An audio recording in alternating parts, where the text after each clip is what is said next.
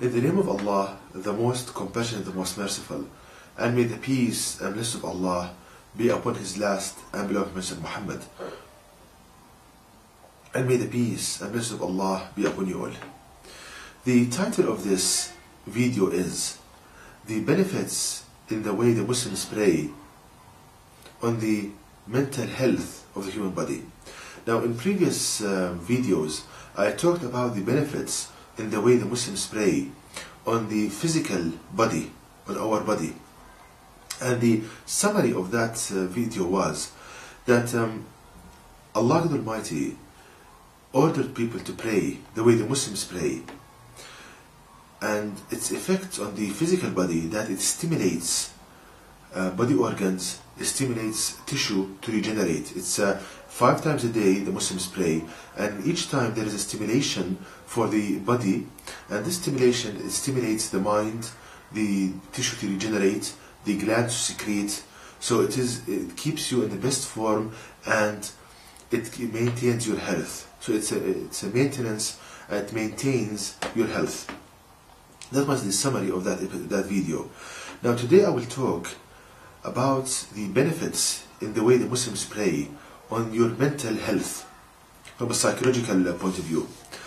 Now, in order to understand this, the mercy of Allah the Almighty in ordering people to pray the way the Muslims pray, we need to understand this very important fact, is that you, 24 hours a day, 7 days a week, and the whole year, you are under a vicious attack.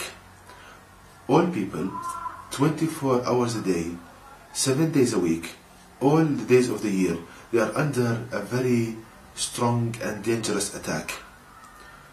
From whom? Now the question, who attacks you? Allah the Almighty teaches us in the Quran the source of this attack, and it is Satan, the devil. So Allah the Almighty, we can learn from the Quran that each and every one of us is under a continuous attack from Satan, Muslims and non-Muslims. Now, how to understand this attack? Allah the Almighty teaches us and explains to us this attack in 2 verses of the Quran. Verse number 4 of chapter 113 and verse number 4 of chapter 114. The last 2 chapters of the Quran, verse 4 and 4.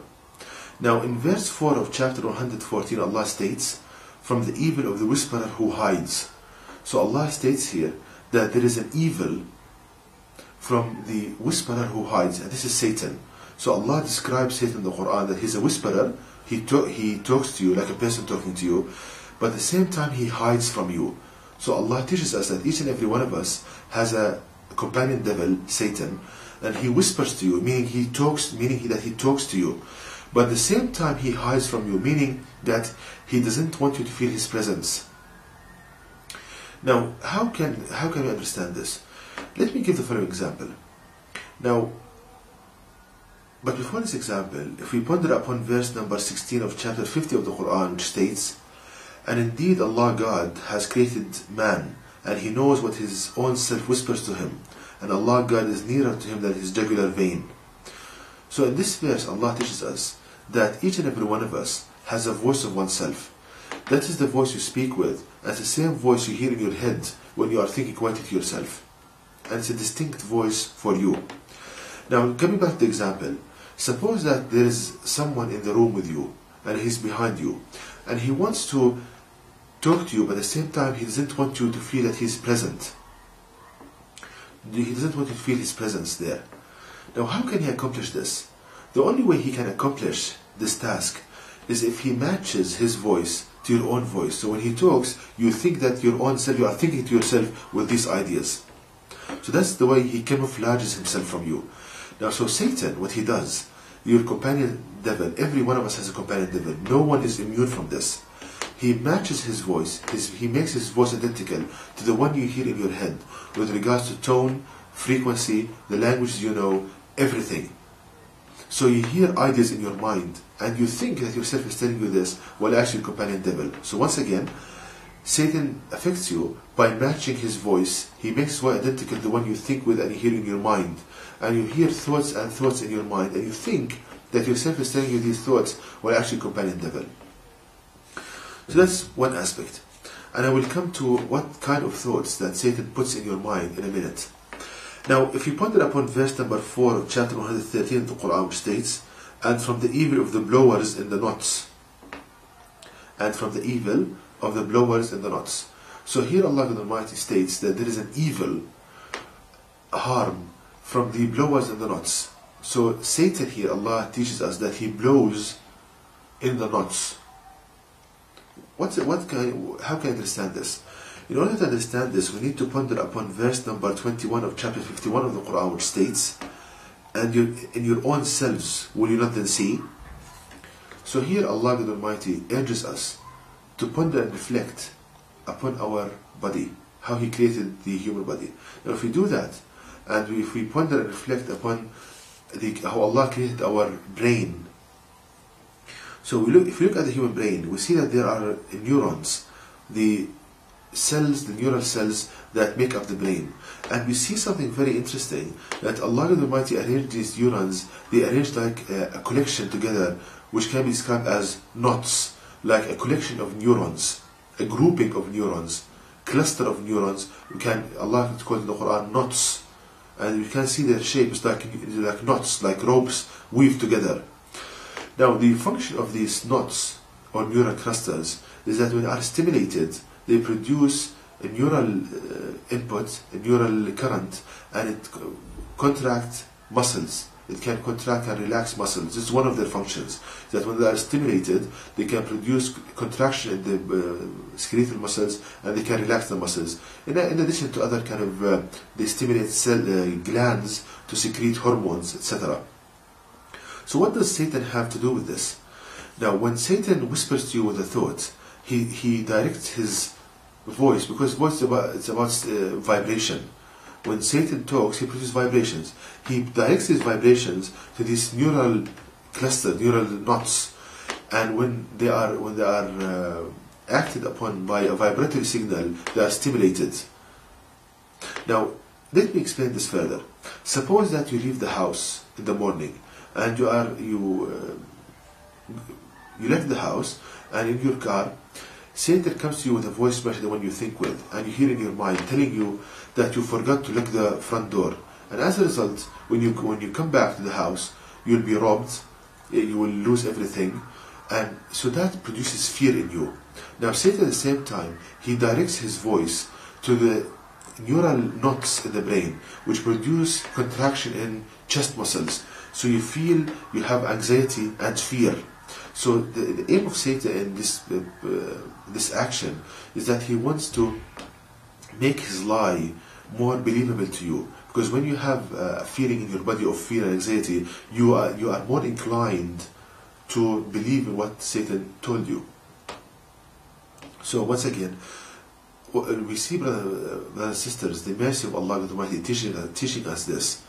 So Allah explains all of this to help us to save us from this enemy, because you are under this attack 24/7. So, having understood this, how to prove it? How to prove that all of this is true? Now, there is one direct experiment we can make here, is that if we realize that Allah Almighty teaches us in the Quran in chapter 2, verse 169, the following: He, i.e. Satan, commands you what is harmful, sinful, and say about Allah, God, what you have no knowledge of. So here Allah teaches us what kind of thoughts that Satan whispers to you with. And these are ideas of harm, to hurt yourself and others, ideas of lust and perverted sexual ideas, and to say about Allah, God, what you have no knowledge of. Blasphemy. So, and we know from the Quran that Satan is an enemy for us. Allah teaches us that Satan is an enemy. So we can understand that these thoughts, they cause people mental pain and anguish. So if we ask people with mental illnesses, and there's a famous psychologist who conducted an experiment, who asked his patients, what kind of thoughts that give you mental pain and disturbances? So they told him that the first kind of thoughts that give us mental pain, ideas of harm, to hurt ourselves and others. For example, a person hears in his mind with a voice better than one he thinks with, ideas telling him, like, look, this life is pointless, there is no meaning in this life, so why don't you commit suicide, why don't you kill yourself, you'll be relaxed, you'll be in a happy place, you'll be in a happier place. So Satan, he gives the idea for a person by a voice match, the one he thinks with, he whispers to him in his mind, and he gives him arguments to convince him with this thought, and he gives him the way to execute, the way to carry out this thought. And he comes to you in a disguise of an advisor, as if he's advising you. But actually he wants the exact opposite. So the first kind of thoughts that cause people mental disturbances, ideas of harm. The second type of thoughts, ideas of lust and filth, perverted sexual ideas. And the third kind of thoughts, blasphemy, insulting Allah the Almighty. Now, if we compare the outcome from this psychological experiment with the kind of thoughts that Allah states in the Quran that Satan whispers to people with, Satan commands you what is harmful, sinful, and say about Allah what you have no knowledge of. We see, brothers and sisters, a perfect match between the two. So there is a perfect match between the outcome of the experiment and the statements in the Quran. So this proves, with no shadow of a doubt, the mechanism of how Satan affects people, as I explained in this video, as Allah God Almighty teaches us from the Quran. Now, having understood all of this, all of this is building to understand the mercy of Allah Almighty in ordering people to pray the way the Muslims pray.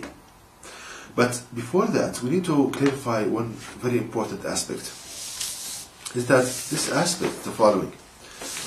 Okay, somebody might ask here, okay, why does Satan only affect certain group of people which are called mentally ill? Why Satan is limits his attack to this group of people? Now, Allah states in the Quran that Satan affects all humans. No one is immune from this. So it's not a certain group of people. But how we can understand why a certain group of people they go through this anguish and pain, while others they think they go in their lives as if they don't have any mental disturbances. So here we need to understand, how does Satan affect the good person and the bad? Because people in general can be classified as good with different degrees of goodness, and bad with different degrees in that area as well. So a good person, Satan comes to him to achieve the following.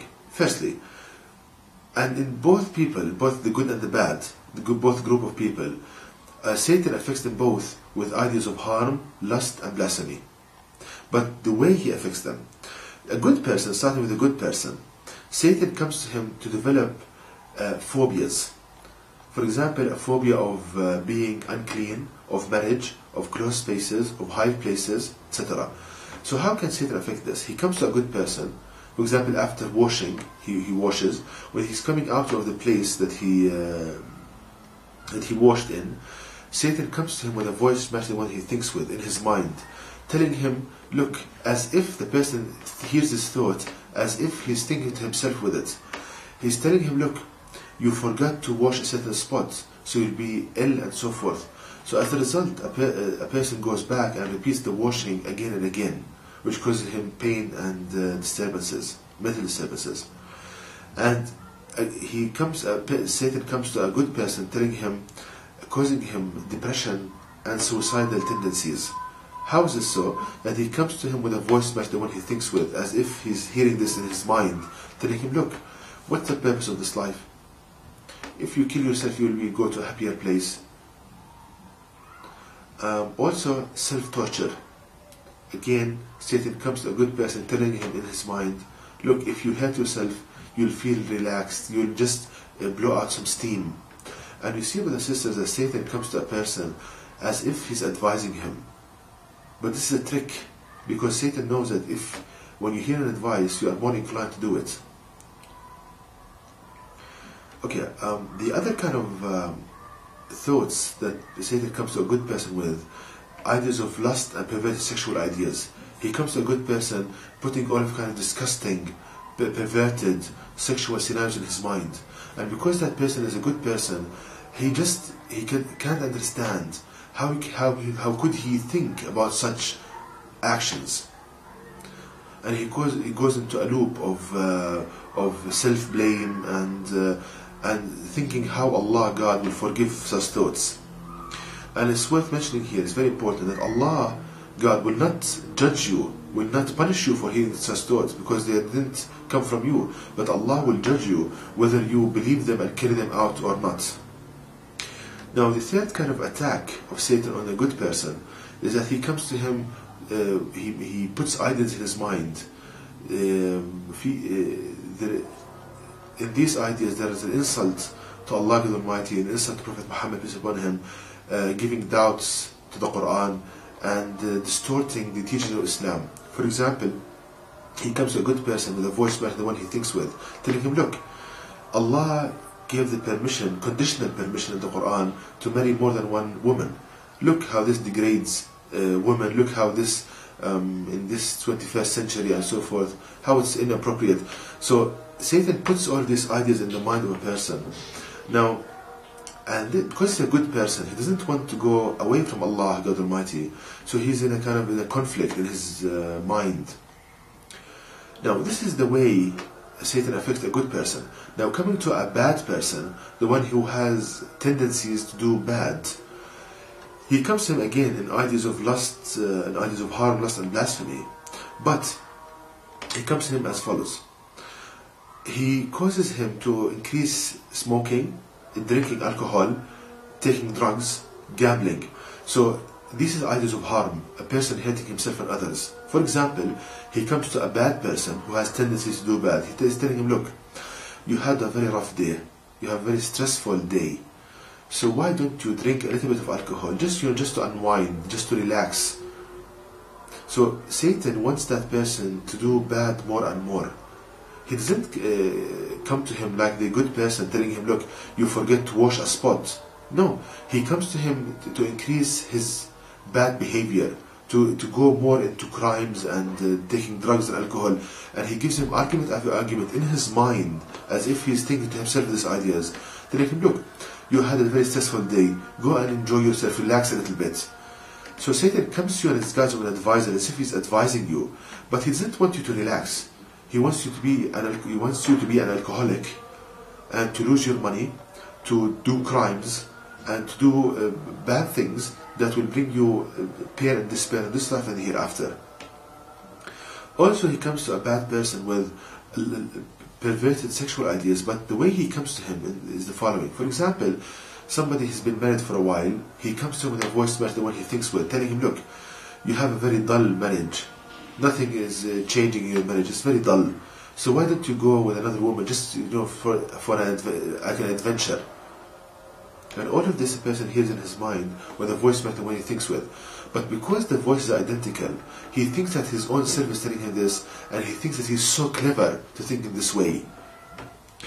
Also, blasphemy. He comes to a bad person, telling him, look how Islam degrades women, look how this teaching and that teaching. So Satan, what he does is that he makes this person as a soldier for him to attack Islam and attack Allah God Almighty. And that person doesn't realize that he's destroying himself doing this. And he thinks that he's so clever and he's so kind of wise to think like nobody else could think. Like he thinks in a way that no one else can. Something, he's a genius. So, and Satan uses all of this kind of, uses this person as a soldier to attack Islam. So now we come to understanding how the mercy of Allah Almighty in ordering people to pray the way the Muslims pray. But we need to realize here that the danger of this attack, that 24/7 you are under this attack, ideas of harm, lust and blasphemy. So it's a very dangerous attack, it's a continuous attack. Now Allah Almighty wants to help you. Allah, the main quality of Allah Almighty is the most merciful. So Allah wants to save you from this enemy. He wants you to be saved and to enter paradise. So He ordered people to pray 5 times a day, and to understand the benefits of your prayer, the way the Muslims pray, on your mental health. We need to ponder upon verse number 30 of chapter 30 of the Quran, which states, "So set your face towards the religion Hanif, worship none but Allah, God alone. Allah's fitrah, with which He has created humans upon. No change did there be in the creation of Allah, God. That is the straight religion, but most of men know not." So in this verse, Allah states that He created humans upon a fitrah. A fitrah means like a default status, default state. And we can see this fitrah, this default, this quality that Allah, God Almighty, loves in people, in children. We see that small children, they have the qualities that Allah, God Almighty, loves. For example, they like to tell the truth. They like to help people. They are merciful towards others and towards animals. They have all of these good qualities that Allah loves. This is the fitrah. This is the pure status, this pure state that Allah created humans upon. So Allah wants every person to be in that state. So when you pray, the Muslims pray 5 times a day, and you recite portions of the Quran, you recite verses of the Quran in the prayer. Now every time you do that, you are reminding yourself of the way of Allah Almighty. You're reminding yourself of what Allah wants you to be, what condition that Allah wants you to be, and what actions that He wants you to perform. So this is a programming to return you to this pure state, to develop mercy in you, to develop the love for honesty, for modesty, for all of these kind of beautiful qualities that Allah Almighty loves. So the Salah is like a reminder for you, and it's programming, and it's Allah Almighty wants to return you to that beautiful state, because Allah realizes and knows the attack of Satan on you and the severity of this attack. So 5 times a day you are reminding yourself of being good, being honest, being all of these good qualities that Allah loves. So that helps you in maintaining this beautiful qualities. That's one aspect. The other aspect, if we ponder upon verse number 45, chapter 29 of the Quran, which states, "Recite what has been revealed to you of the book, and perform as-salah, the prayer. Verily, as-salah prevents from al-fahisha and al-munkar, and the remembering of Allah God is greater indeed, and Allah God knows what you do." So here Allah states that the prayer, the way Muslims pray, prevents people from doing fahisha and munkar. Fahisha means perverted sexual acts, lust, filth, and al-munkar,